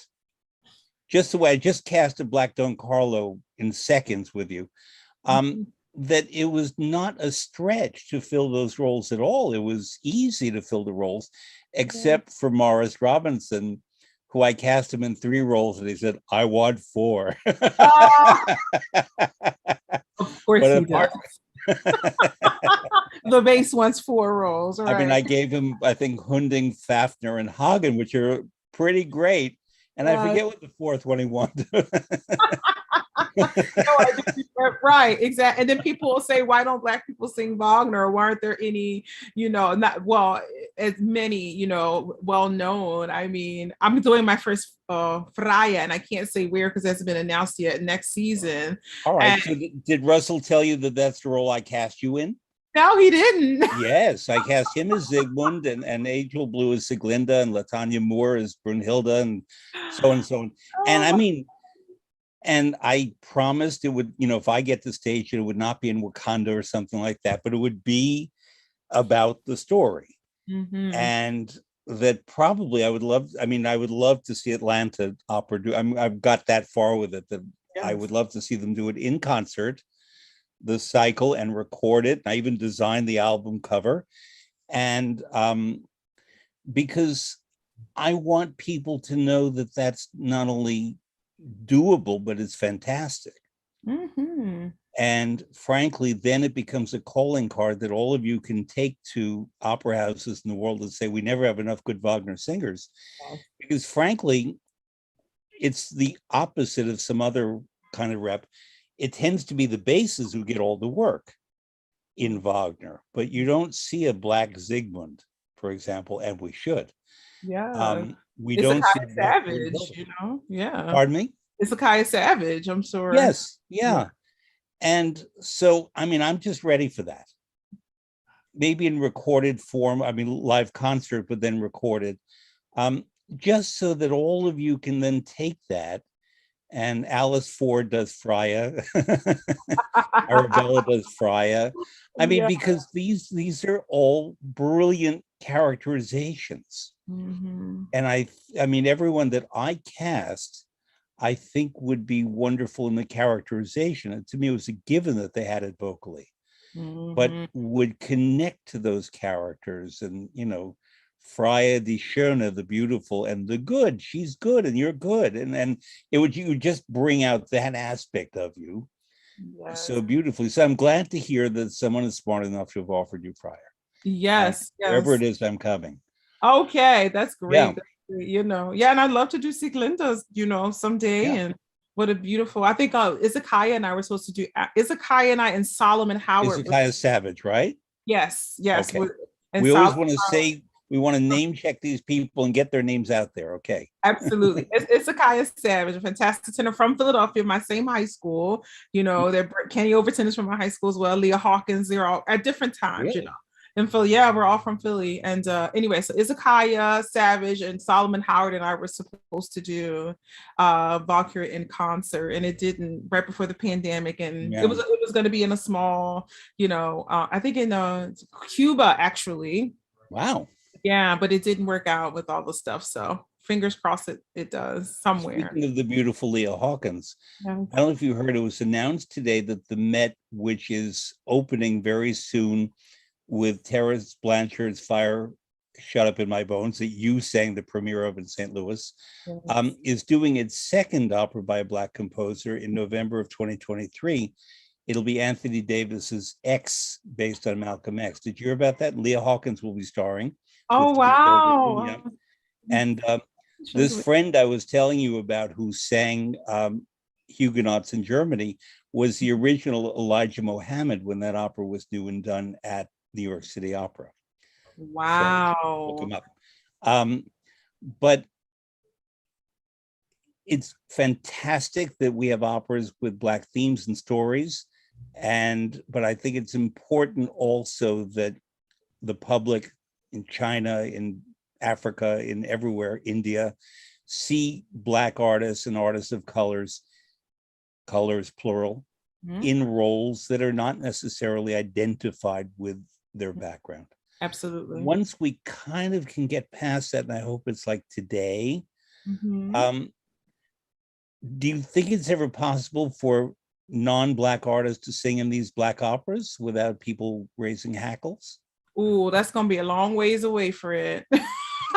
You know, I'm double-minded about some of that stuff. You know, if right when we were workshopping Fire, you know, at that time, I think Yard they had premiered Yardbird. What was the second generation of Black, third generation, I would say, of Black composers, because you have your early ones, your Harry Lewis Friedman and, you know, William Grant Still, and then you have that middle, the middle group of, you know, Anthony Davis before he became, you know, famous again, I guess just one would say, you know, he's been around and now he's back in the spotlight, but okay, he's written many operas, and now, you know, this new class of new composers, and, you know, and then composers from other genres wanting to come and write opera. But at first I was like, we have to tell as many Black stories as possible, because, you know, listen, we're all fighting. I would love to have done the role that I created at the Met. I was fired, that Terrence wrote for me.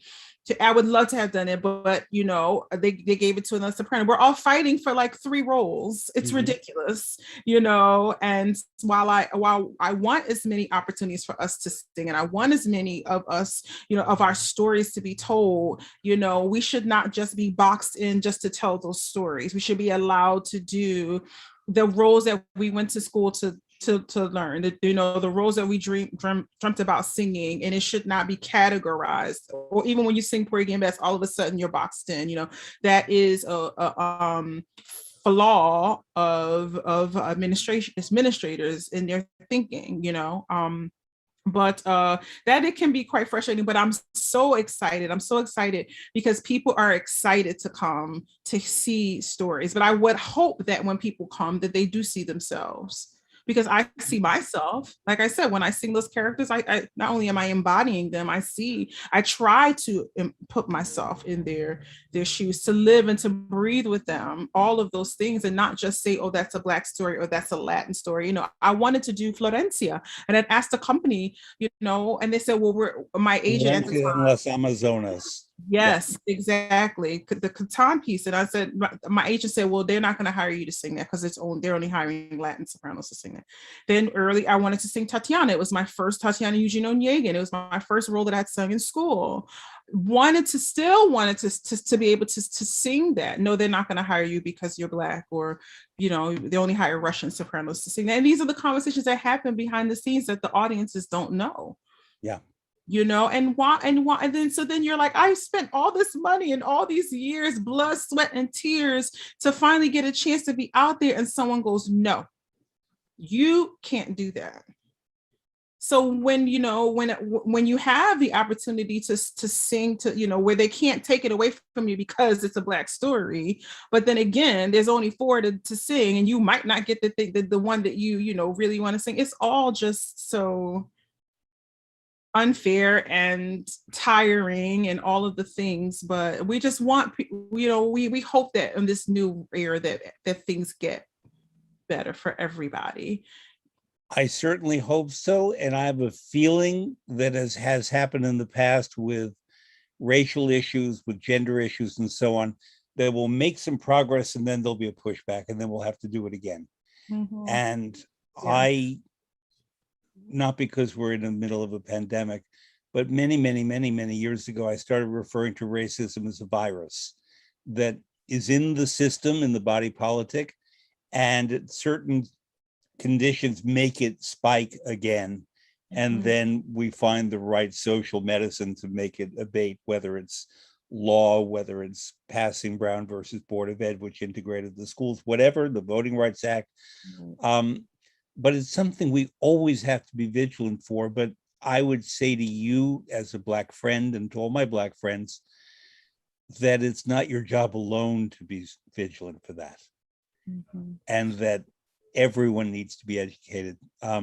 You, on my Facebook page, people often ask me, we describe ourselves, and my word is egalitarian.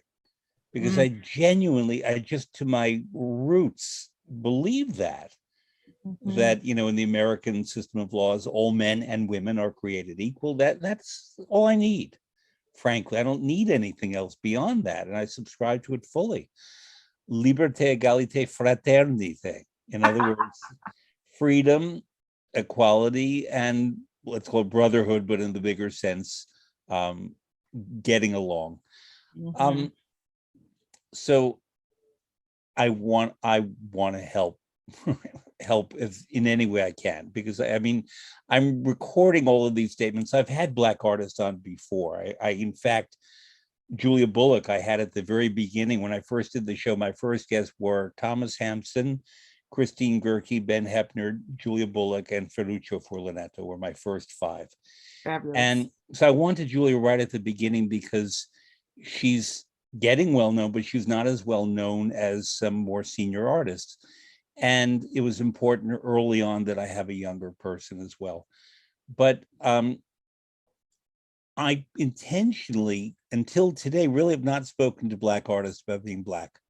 But I know that you are very verbal in a very fine way about that. And that's why I'm bringing it up. Have you had enough of it now? Listen, I'm Black all day, every day, and I love it. I want other people to be okay with it. You know what I mean? I mean, if you had enough of the discussion, you're gorgeous. I didn't mean that. That's a joke, I know. It's a joke between friends. So. Okay. Well, let's go back. Let's go back to music. You provided a list of recommended listening that includes Montserrat Caballé, Jesse Norman, Kirsten Flagstad, Renata Tebaldi. These are luscious voices, and I will add one more in a smaller role, but equally luscious, is Florence Quivar. Marvelous, marvelous, marvelous, marvelous artist. And is it something about the sumptuousness of those voices that unifies them all? These are all women who have secure vocal techniques and rich reserves of depth and richness. There's no other way to describe it. It's not a fil di voce, a thin little voice. It's richness. Were you drawn to them because that's your voice too? I'll tell the audience that for a fact, or for other reasons. Probably was that. They're my people, you know, but also it is with the meticulous artistry that they tell stories with their voices. And for me, that's 1A, and the voices, the sumptuousness of the voice is 1B. They are storytellers to the highest. Take Tebaldi on that topic. Because I think some people would say she was not a storyteller, that she stood stock still, that she had this amazing vocal gift and amazing technique, but didn't engage in the storytelling. Correct that. The lies, that is a lie. They're not listening. They don't know how to listen. And listen, I was not fortunate enough to hear Tebaldi live. I heard it was something that was like from the earth, you know, the sound. I was 12, so I didn't have enough background to know what I was hearing. But I was 12 and I did hear her as Adriana. Wow. Wow. Yeah, I mean, to be a fly on the wall, right? And then die after it's over. No, but I remember. That's Madame Butterfly, La Mosca. Right. Oh, goodness. But to hear, the first time I heard Renata Tebaldi was in La Boheme, the recording of La Boheme. And what I was struck by, and I probably didn't know enough about the vocal singing, the technique either, but the delicacy that she used to sing Act 1 and the tremendous dramatic vocal abilities at Act 3, and then to do 4, I knew that was something special. I didn't have to know all of the intricacies and all of the education that I have now. I knew that was special. and the way she colored the phrase, and sometimes she would add air in, you know, in some of the sound. I mean, I knew that that was special. Explain what you mean by add air. I know the concept, but that's a very important thing I've never discussed on the show with anyone. What do you mean by add air? To add air to through the sound, like it sounds a little breathy, you know, to add a little bit more, because you know we can't. The idea of singing is that you sound less breathy. You know, you're as people, when you're learning how to sing, you're taking away the sound of air and making as much of the core of your sound come in. But when you add air for an expression or to color a phrase, you know, maybe to have to add more fragility or breathlessness or whatever that is, you know, add breathlessness and you add air, right? Interesting. Mm-hmm. So, but I knew that that was special. And she would just text, she would color with text. How can someone say she just stood and sang? You're not listening. In every role, Manolo Sco, Andra Chenye, the way she sings in the beginning of that, and then it grows into this swell of sound when she gets lost in, I mean, come on. Crazy. Yeah. Vicino a te. In the end of Andrea Chenier, there's a famous recording with Franco Corelli that is just stupendous.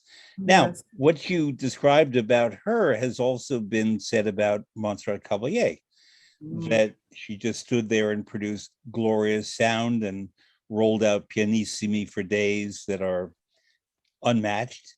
Yes. And yet, what you picked a recording that I like very much. I own on CD from ancient history, of Verdi rarities.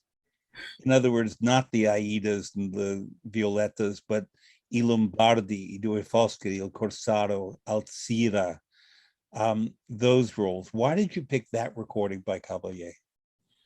I picked it not only for her incredible musicianship, but for the orchestra. And to show the audience, an audience that would not know, would not understand, but to educate them that the composer, what brilliance that Verdi had to set the space. You didn't have to know you were in a cemetery, but you knew you were somewhere dark. Mm-hmm. And he just said it.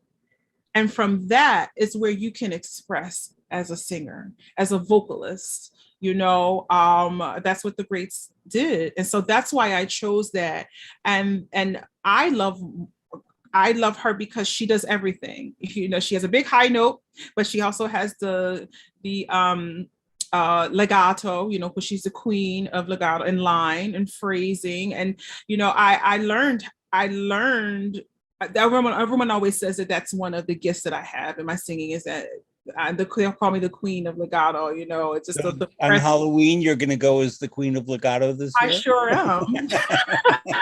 I'm going to post pictures about it. You're going to be pulling you along with a legato. Exactly, a long line, right.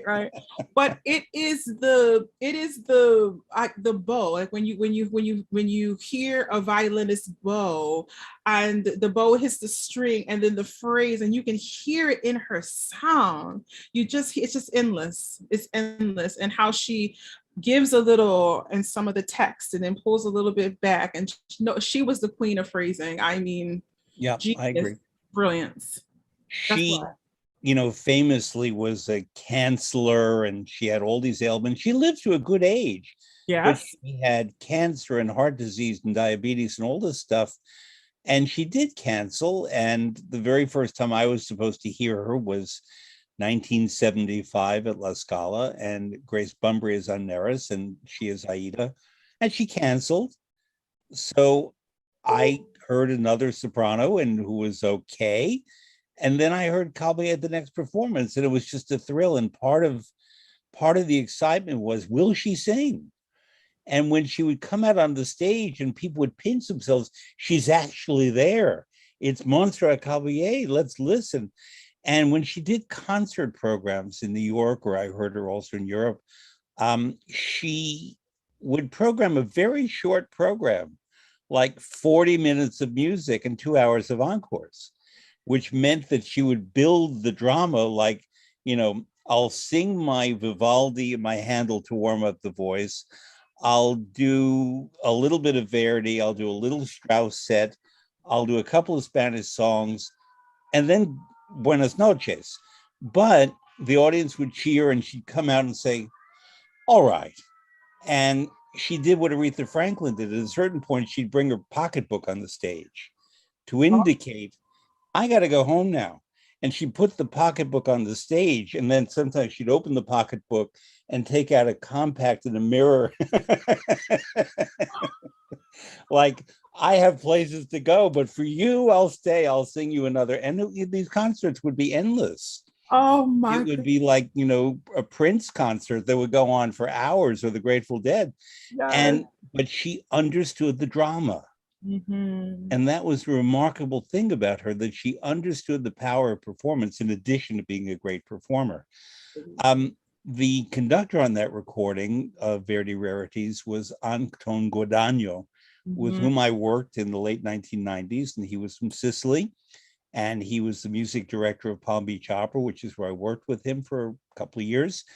And he used a word in talking about his approach to music making, italianamente, Italianly.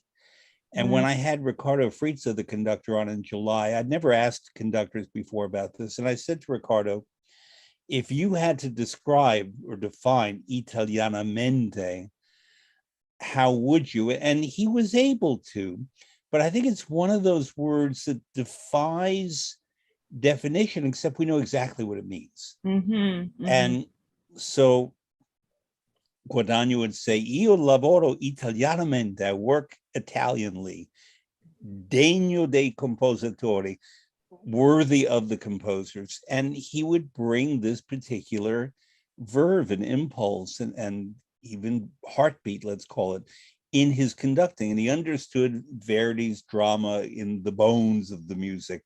And that's why having him, who was very rigorous, conduct Caballé, who is very voluptuous in the best way musically, and she was extravagant and luscious and so on, is a very interesting pairing, because sometimes you have conductors who accommodate the singers, sometimes you have conductors who insist that it be their way and that's it. But here you had both. Another one that you gave, very interesting, although obvious, but no less important for being obvious, is Kirsten Flagstad singing Wagner and Strauss. And Richard Strauss wrote what we call the four last songs for Flagstad. And we tend to think of it with voices such as Lisa Delacoste, Elizabeth Schwarzkopf, Kira Takanoa, Renee Fleming. And there is that school of approach. But then there's the Flagstad, Jesse Norman, Deborah Voigt approach that's more flowing river of sound kind of thing. Yes. And I'm guessing that was when you first sang it in school and approached it. Was that more your approach than the polite ladies, let's call them? Absolutely. Nothing wrong with polite ladies. I love them, but nothing wrong with them. No, I've heard many of them sing, but yeah, it was definitely like this kind of like rivers of sound, but also the delicacy when you need him, because he's very specific about what he wants, on those A flats and those, A naturals and stuff. But I think it was the Flagstad recording that I heard first, because she takes down some of the high notes. And so I think it was the first one, but what a voice. You just want to wrap yourself in that. Because even when she sings, Brunhilde, the Stark, all those things, it never loses the quality of the sound. And then you go and hear her sing it was Norwegian songs, and you go and you hear her sing, everything she sang, sang to me was just glorious. And what I love is that the voice never got strident and never got weak, and it was always just so beautiful and free. Yep. And you have Jesse Norman singing Chausson's Poème d'amour et de la mer. Yes. Tell me about that. I know it's music you've sung. I just sang my first one this year. The first time I heard it, I was weeping. Again, I didn't even know. I was scrolling through like YouTube or whatever, Spotify, and I come across this because once they put all Miss Norman's discography on, all the platforms, and I was like, what is this? And I didn't know chanson well, only the one song, Colibri, that a lot of people sing. And I was weeping the first time I heard that cycle. Yeah. And then I ran and to go, to translate, to see what the words were. And I just fell in love with it. And then an orchestra asked me, we were supposed to do Wagner Strauss with Omaha Symphony last year. And I was going to get my chance to do all of my repertoire, all the things that I wanted to sing, and then of course, because of COVID, you can't have all those people on the stage. And so they asked me to do this. What would you like to sing? That smaller orchestra. And I didn't want to do the Berlioz. I didn't want to do the thing that everybody does, or all the repertoire that, Knoxville or whatever that is. I said, I want to sing this. And the orchestra didn't know the piece. And so the manager went to go listen to it. And they're like, yes, we have to do it. But everyone knows Les Tons de Lilas, the beautiful chanson song in the last movement. But when I heard Miss Norman singing, I just wept. Yep. And then Mahler's Second Symphony, conducted by Zubin Mehta, Israel Philharmonic, Nancy Gustafson, and Florence Quivar. Yes. Florence Quivar is miraculous. She's a Philadelphian. What is it in the water? Marian Anderson, Florence Quivar, Eric Owens.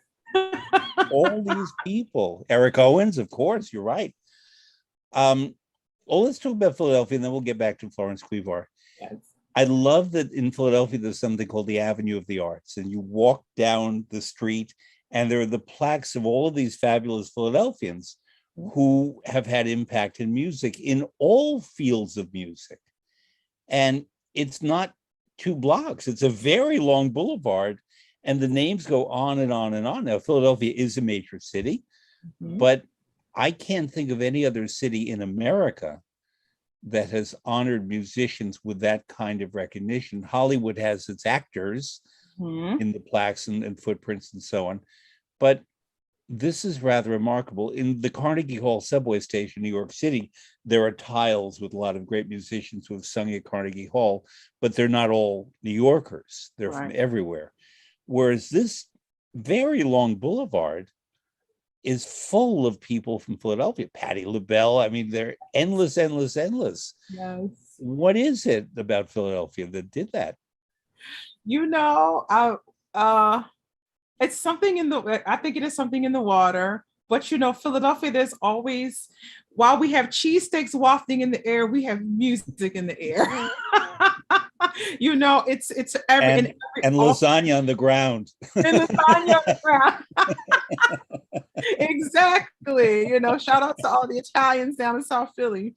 But it is something. All the churches would be rocking every Sunday. It'd be the Catholic churches or the Baptist churches, whatever. And then there's music from the cars, and it's just something in this city that and we also have such a rich history. Philadelphia Orchestra, Opera Company, Academy of Music, I think is one of the oldest. 1857, if I remember correctly. It was that building was opened about 30 years before the original Metropolitan Opera. Right, exactly. Not a lot of people know that, so we have always had such a rich history in welcoming people into our city, but also giving the world our music, hip hop, R&B, jazz, soul, Gamble and Huff, the Clara Ward singers in the gospel world. Like, it is just something that we grow. I can't remember a time where there was not music playing, the radio playing in my house. I don't ever remember that. Okay, I have to go back to race for a second. I'm sorry, but you'll never meet a white boy who knows more about gospel than me. I know. And Clara Ward, I didn't know she was in Philadelphia. Marion Williams was in Philadelphia. Marion Williams. Oh my goodness! But Frances Stedman. Actually, she lived six houses down from me. I grew up with I knew her as Miss Frances. I didn't know that she was a part of the famous Clara Ward singers. Yeah. She would sing songs to me as a little girl. I would walk down, just, down the little row and sit on her porch, and every day in the summertime we would just sing songs. And then I didn't realize that until I was a teenager that she was actually really famous. Well, I was saying that when I was a kid in New York City, that we were all very together. On Sunday nights, would go with my father to a church in Brooklyn called the Garden of Prayer, which was a Black church, and learn the entire repertory. Wow. And at that time, I could send you a picture. I had a Jewish afro. Yeah, I had really, everywhere. And the women would look at me and say, "Sing, baby." I know they loved up on you, Fred. I know they did. His eye is on the sparrow. Sing, baby.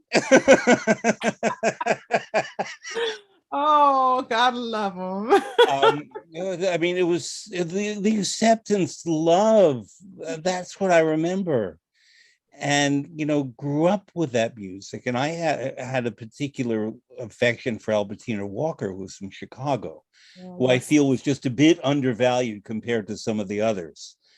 I love my Shirley Caesar, which is a different thing. That's storytelling in a major way.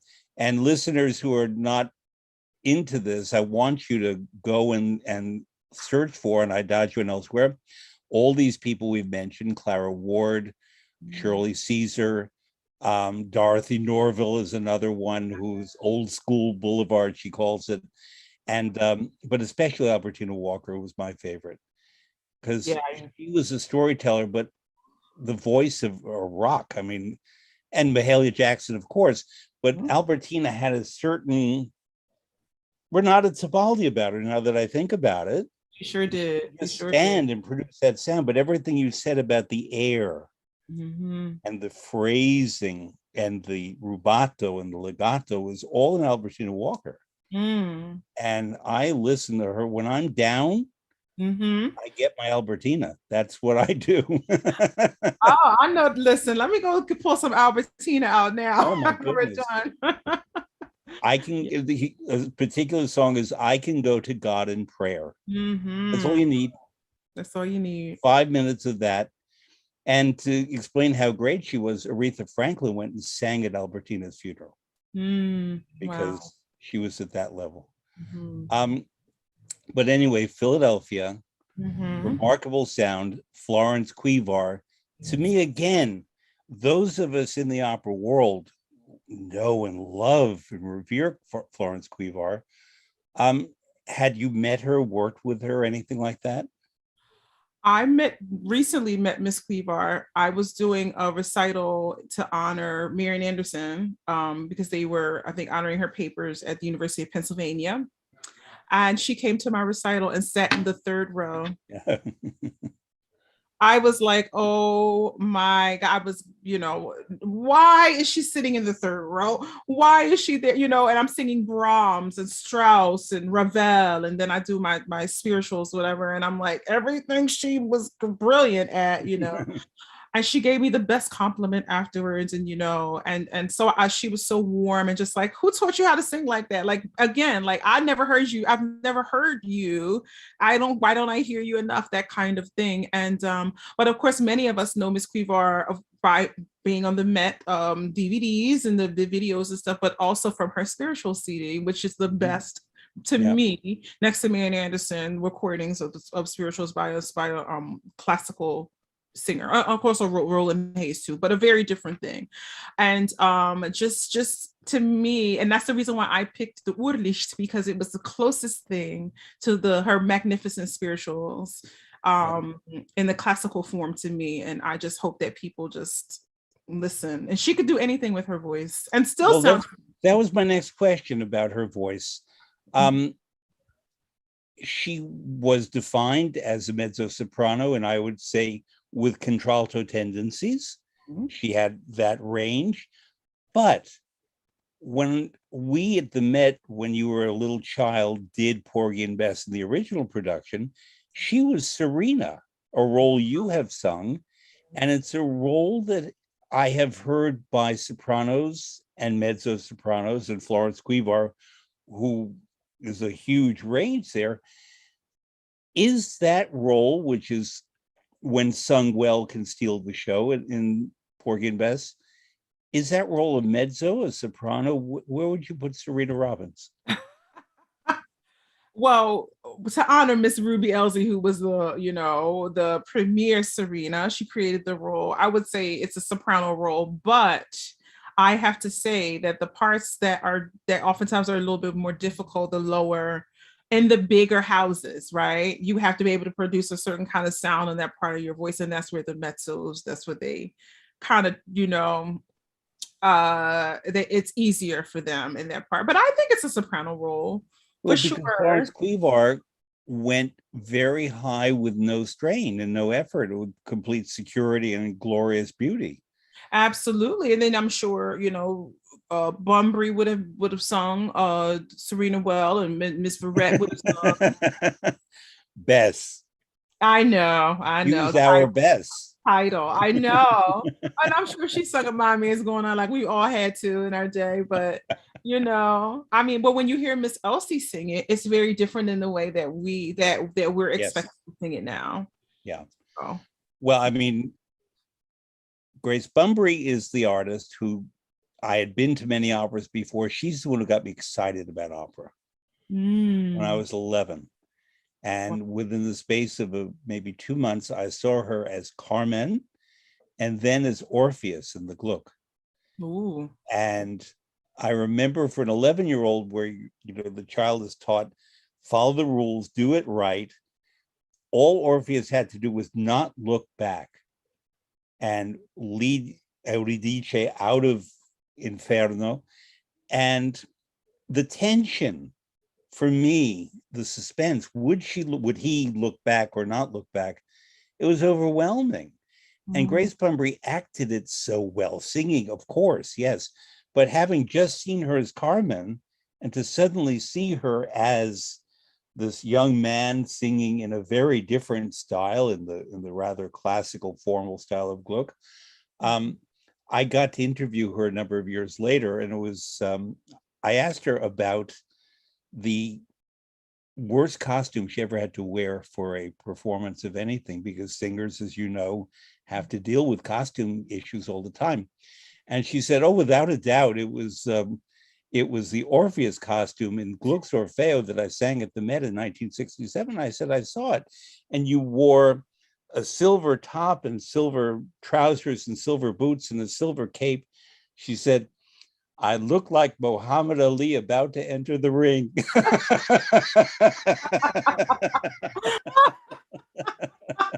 And that is not who she was, honey.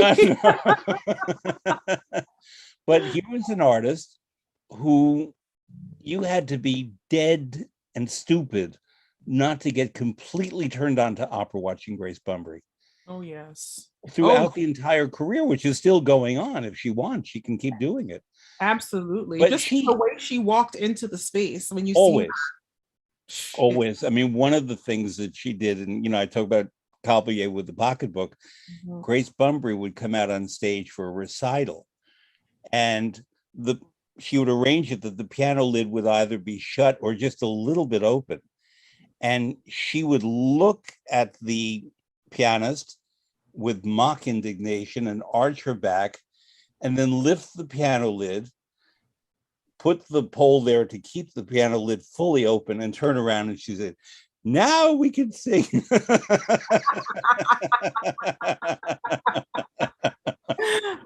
She too knew the importance of showmanship, right? Absolutely. So, Karen, it's a song I assume you know, and if you don't, I want you to sing it for me. I want you to sing it for everyone. Yeah. This little light of mine, I'm going to let it shine, because that's who you are.